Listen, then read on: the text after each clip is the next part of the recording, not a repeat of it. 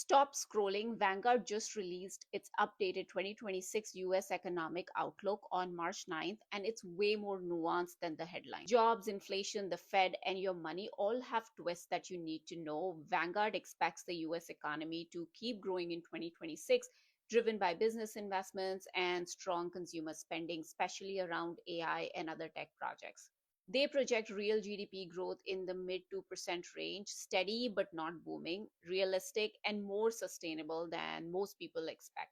Looking at jobs, Vanguard notes that March report showed a wobble, but they emphasize it's not a trend. Employment overall is expected to remain resilient. Core inflation is forecast to cool to about 2.6% by the end of 2026, thanks to slowing housing prices and productivity gains according to Vanguard's analysis. Vanguard points out that the Fed's interest rate is basically sitting in a sweet spot, not too tight and not too loose.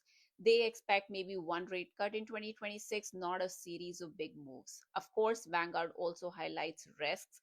Oil price shocks, geopolitical tensions, or unexpected inflation spikes could still shake the economy. So, what does all this mean for your money? Their guidance is a little surprising. They are bullish on bonds and value stocks, cautious on tech and growth stocks because valuations are very high. And diversification still matters, but the winners might not be the usual suspects. The bottom line from Vanguard is the US economy is steady, inflation is cooling, and the Fed is in a balanced spot.